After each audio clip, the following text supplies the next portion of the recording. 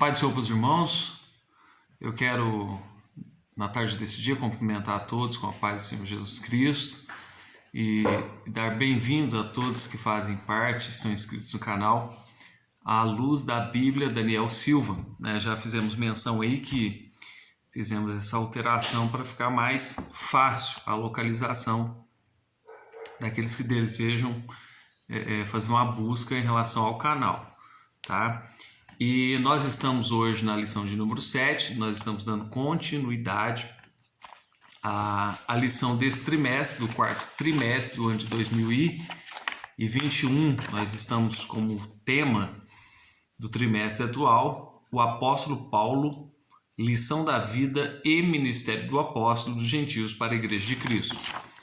Nós já até então trabalhamos em 6 lições, que tem sido trabalhado de forma sistemática, progressiva, vamos dizer assim, trazendo uma panorâmica, em ordem cronológica acerca dos acontecimentos relacionados à vida de Paulo. A lição número 1 foi o mundo do apóstolo Paulo, conhecendo tanto a sua religião, a filosofia da época, as principais cidades, a pavimentação das estradas, enfim. Depois nós falamos de Saulo como perseguidor, era necessário falar desse passado de Paulo. Nós falamos a lição 3 sobre a sua conversão e posteriormente sobre a sua vocação para ser apóstolo.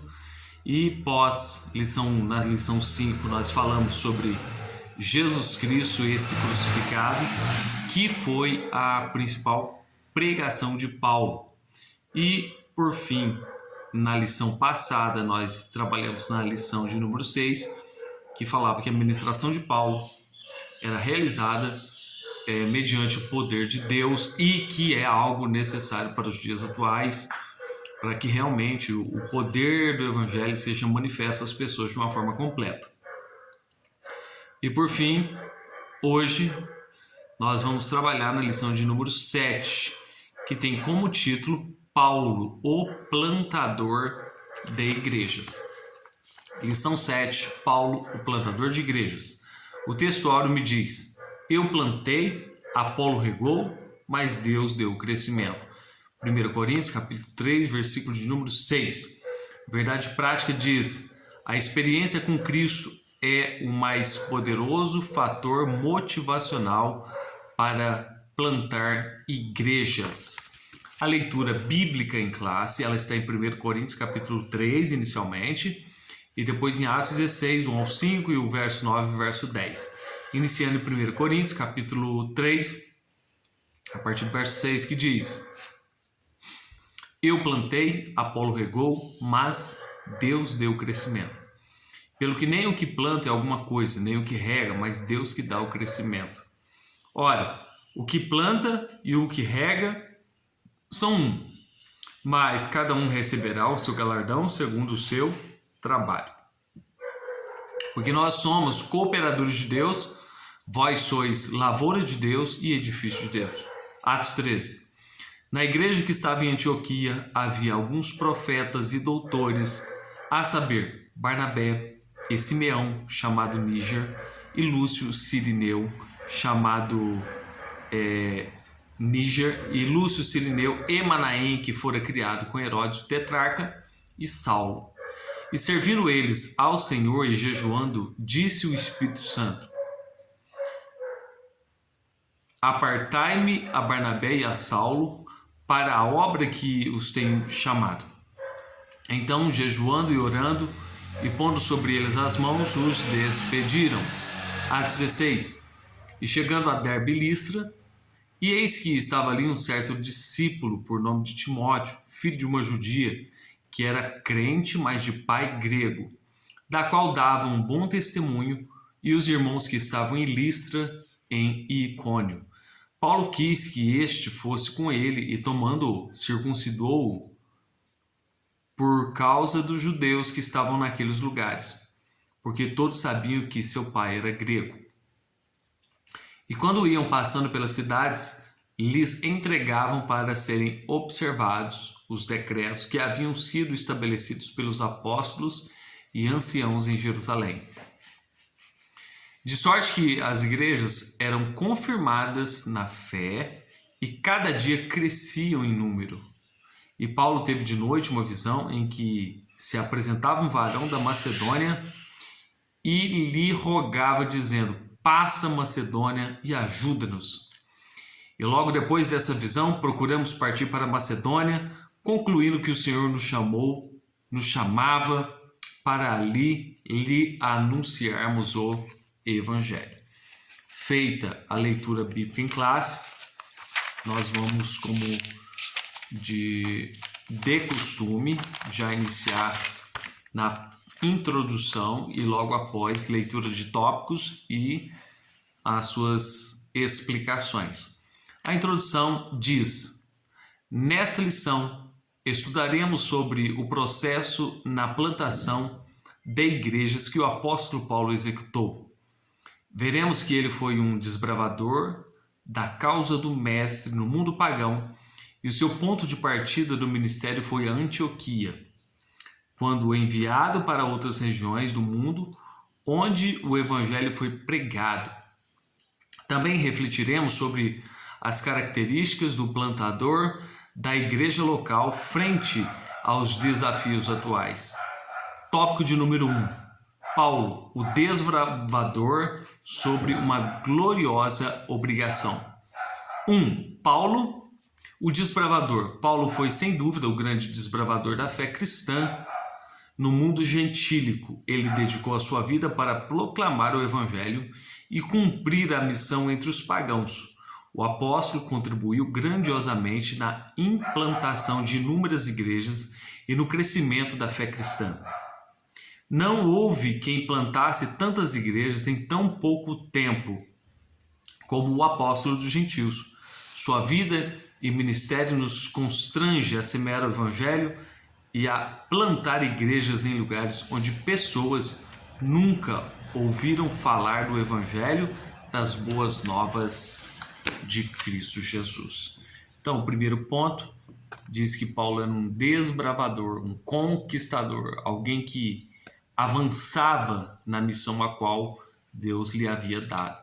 É interessante frisar que realmente Paulo foi um dos pioneiros e um dos maiores desbravadores em comparação, porque se formos levar em conta em Atos 10, 11, nós vamos ver a história de quando Deus se manifesta a Pedro e manda que ele pregue aos gentios. Então Pedro vai à casa de Cornélio, depois de Deus se manifestar a ele através de uma missão, dizendo que não faça imundo aquilo que eu purifiquei, dando-se a entender que o povo não judeu deveria ser também alcançado pelo evangelho. E assim foi feito. Na casa de Cornélio houve um grande avivamento, batismo no Espírito Santo. Porém, se levarmos em conta, somente aquela família, naquela ocasião, em Jope, ela foi alcançada. E é como se somente parte dos gentios tivessem sido alcançada naquela ocasião. Então isso é um fato que, de tudo ou de todo, os gentios não estavam totalmente desconhecidos do evangelho. Porém, o que nós vamos destacar é que ficou somente naquela ocasião. Eu digo, a pregação para o povo não judeu ficou restrita àquela ocasião, até que passamos por todo o processo da conversão de Paulo, da perseguição, da conversão, do seu aprendizado na Arábia, da vocação e da efetização, e agora da plantação de igrejas e da disseminação do evangelho aos povos não judeus, ou seja, aos gentios. Então, em questão de comparativo, em comparação, realmente podemos afirmar com toda segurança que Paulo ele foi aquele que mais plantou igrejas no mundo gentílico. Não houve quem plantasse tantas igrejas em tão pouco tempo como o apóstolo dos gentios. Feito esse comentário, já vamos para o número 2, uma gloriosa obrigação. O apóstolo foi chamado por Cristo para pregar o evangelho aos gentios. Por isso na Bíblia vemos a expressão: eu, Paulo, sou prisioneiro de Jesus Cristo, por vós gentios. Isso está lá em Efésios 3, verso 1. Seu compromisso com os gentios estava firmado em Cristo. O nosso Senhor, nesse sentido, toda a sua ousadia, coragem e precisão no ministério de plantação de igrejas levavam em conta esse compromisso. Pois me é imposta essa obrigação, e ai de mim se não anunciar o evangelho. Assim Paulo passou a pregar ousadamente a Cristo nas sinagogas, anunciando que ele é o Filho de Deus. Essa ousadia e coragem recebemos diretamente do Espírito Santo.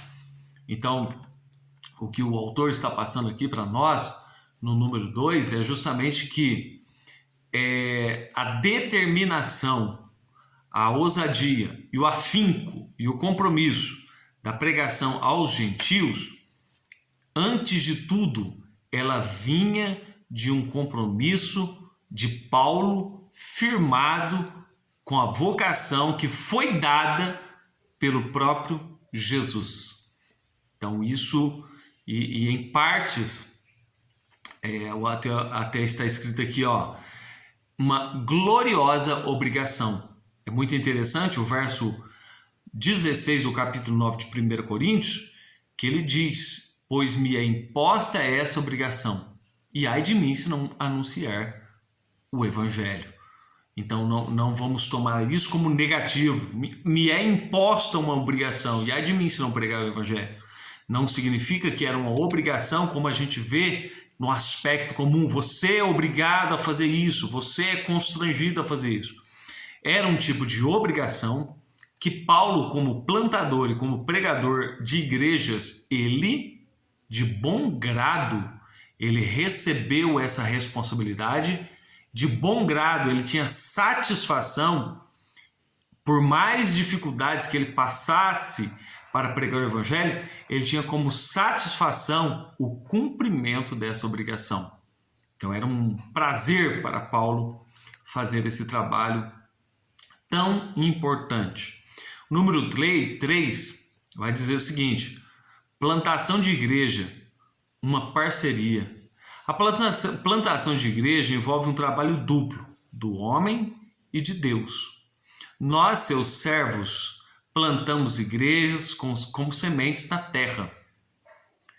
Nas cartas de Paulo, a imagem da plantação aparece em especial na primeira carta aos Coríntios, que nós vamos ler aqui agora, 1 Coríntios, capítulo 3, do verso 6 ao verso 9. O apóstolo, dava o devido mérito desse processo a Deus. E nós somos os seus cooperadores e a igreja, a lavoura e o edifício de Deus. 1 Coríntios 3:9. Nesse divino ministério de plantação de igreja, à luz do ensino de Paulo, fica claro que o trabalho de semear e plantar é nosso. Mas quem faz germinar, frutificar e crescer é Deus. E o homem cooperam, Deus e o homem cooperam nas plantações de igrejas. Como eu disse aqui, vou estar lendo 1 Coríntios, deixa eu localizar aqui, Atos...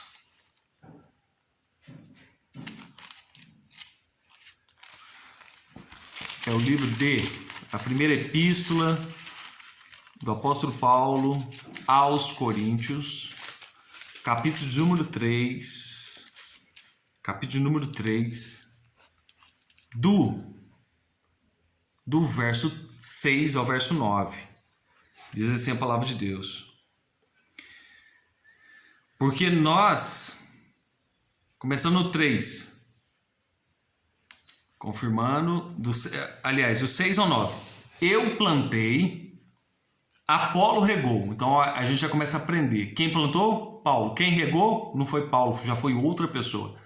Então o plantio, a pregação do evangelho não é feita por uma só pessoa. Então quem plantou? Eu plantei. Apolo regou.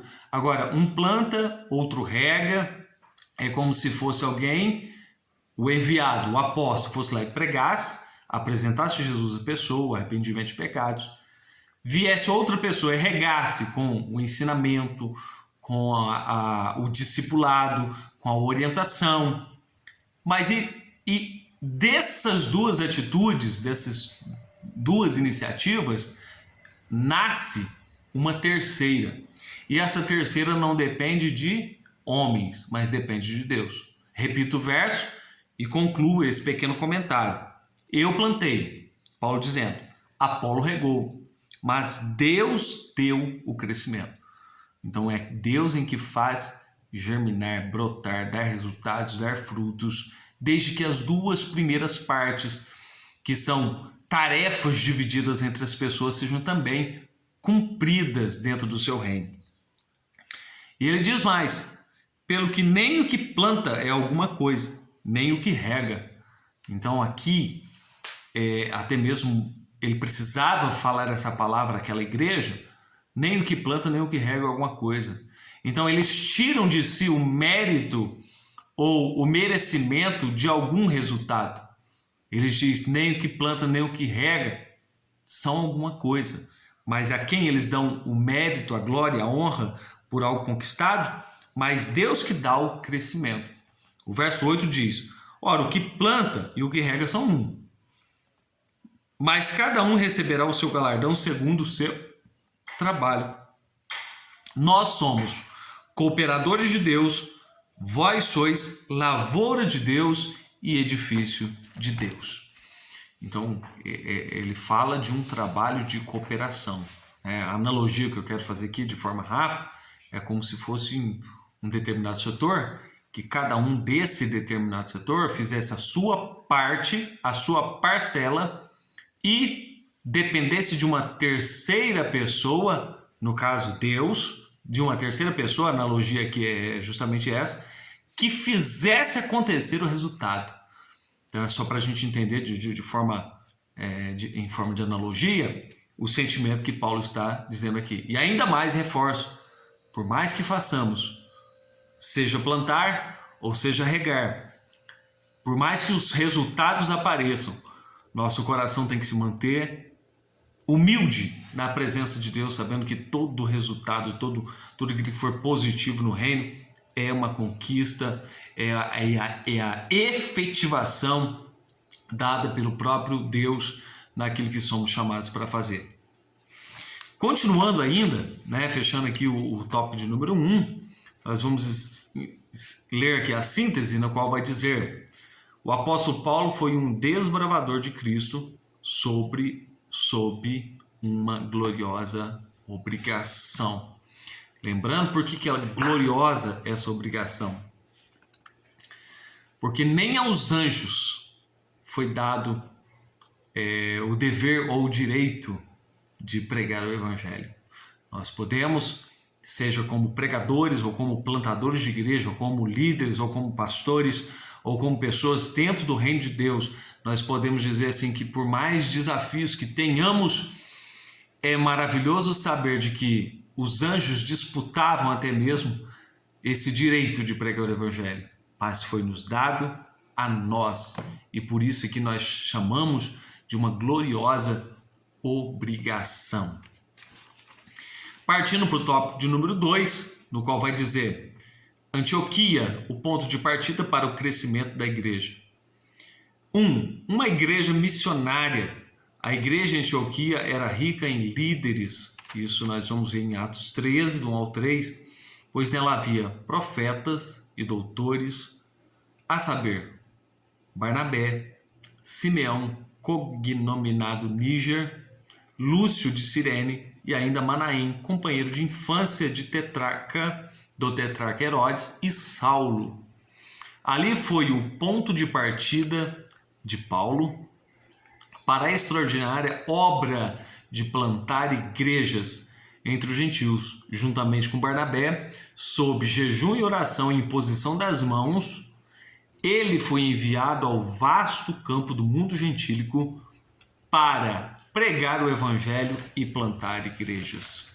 Então é interessante, eu acho que é como se fosse um quebra-cabeça, ao ponto que nós vamos desenvolvendo a lição, nós vamos ver como se deu realmente, desde a vocação, desde o tempo de Paulo na Arábia e desde o tempo da sua volta a Damasco e Jerusalém e, posteriormente, a sua estada em Antioquia e agora a sua efetivação, realmente a sua efetivação e o reconhecimento da igreja para que ele fosse agora enviado oficialmente.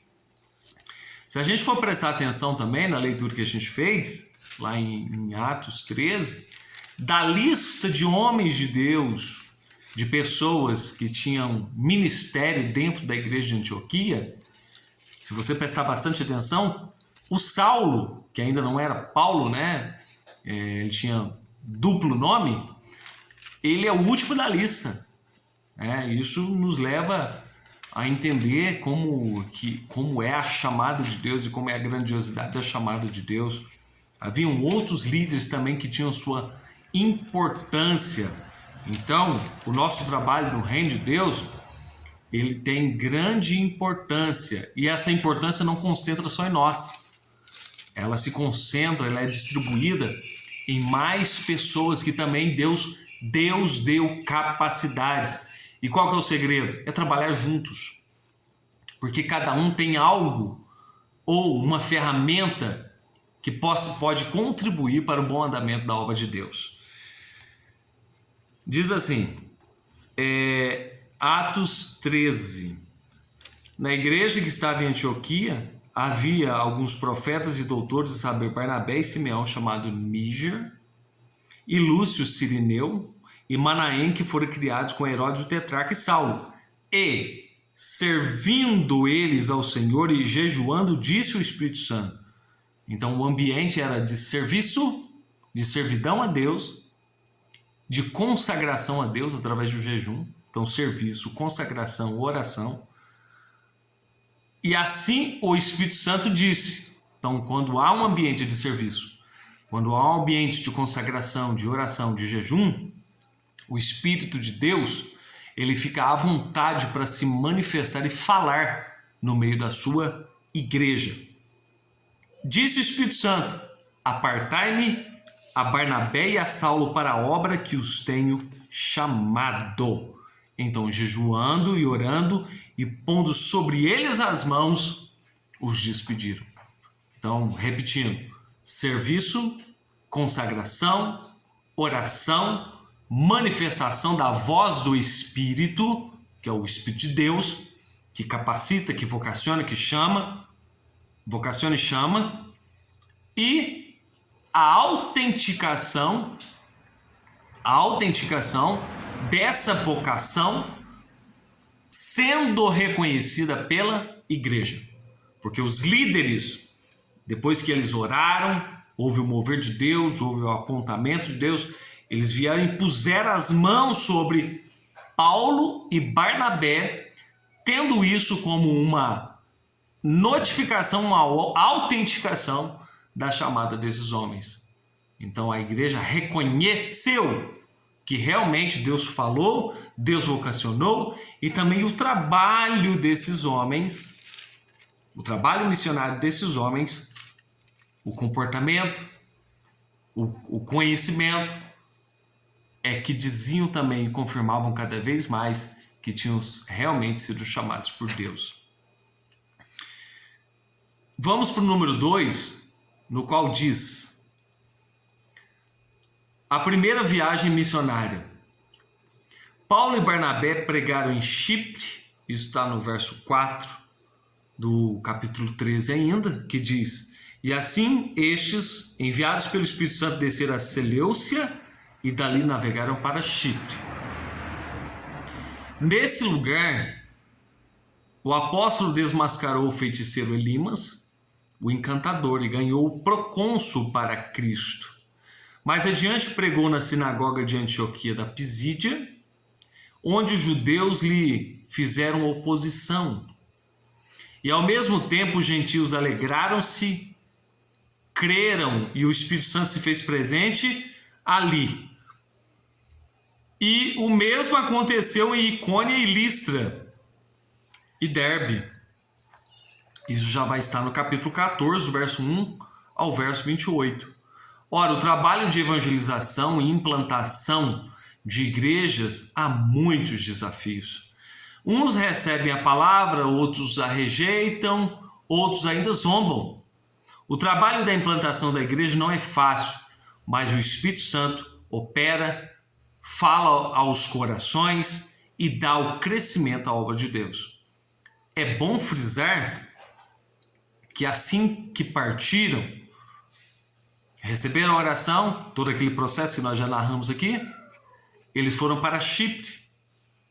E ali, um dos seus primeiros contatos de evangelização, na primeira viagem de Paulo, né, junto com Barnabé, eles já tiveram desafios. Eu quero ler, só para a gente entender, isso aqui é só a ponta do iceberg.